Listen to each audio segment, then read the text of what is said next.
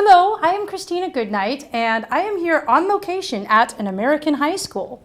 And I'm here with my colleague, also an immigrant teacher. Her name is Kate Cousins. She's from Britain, so perhaps you would feel more comfortable at a British comprehensive school.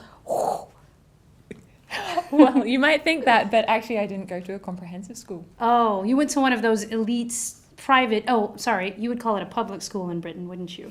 No, I didn't go to a public school. I did go to a private school. So independently funded, my parents paid fees. Okay, so you did have to pay public schools are not really public anymore. They're very much for the, as you said, elite ruling classes. Oh. Princes William and Harry both went to a public school. And you wouldn't consider yourself ruling class then? No, okay, not at all.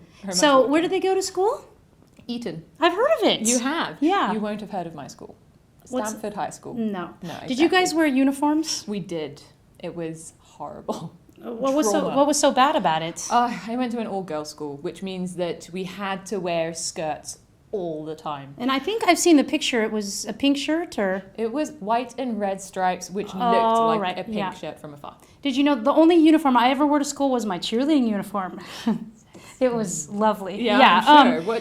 What sports did you cheer for? American football, of course, and boys basketball. It's a little sexist. I think it's still kind of that way. You pretty much just cheers for the for the boys sports. Ah. Did you guys have a lot of sports and extracurricular activities in Britain? Because that's like a big thing. Yeah, girls and sports, there are definitely different sports. Cricket and netball. Heard of those?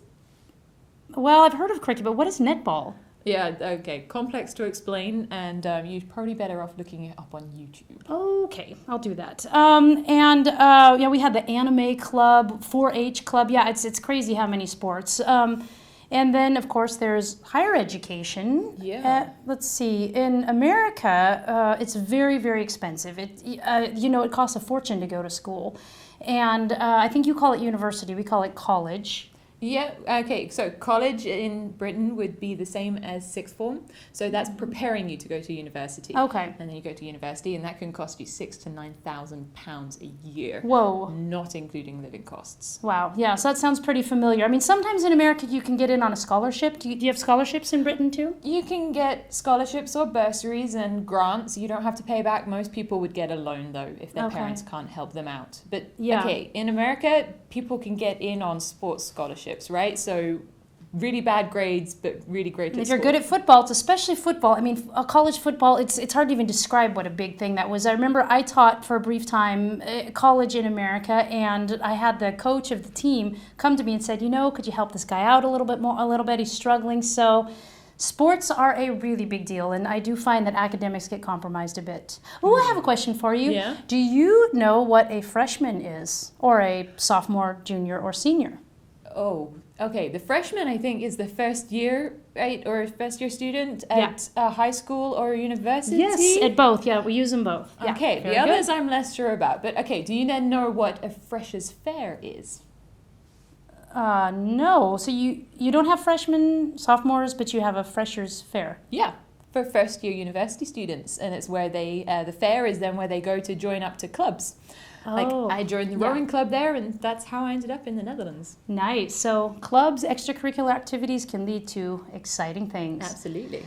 Now, on a little bit more of a serious note, in the United States, if you come from a low-income family, pretty much from the time of preschool all the way through graduate school where you get your master's degree, you're pretty much at a disadvantage. I mean, in America, schools are funded by the local taxes, and so if you live in a bad neighborhood, your schools are not going to be that great. Is it the same thing? It is a big problem in the UK as well, where money, and especially because of the different types of schools with public, private, and then the state-funded schools, it's not all about money. State-funded schools can get a lot of money, but it's not always enough to compensate. So they've talked about trying to get rid of the whole system to try and balance things out.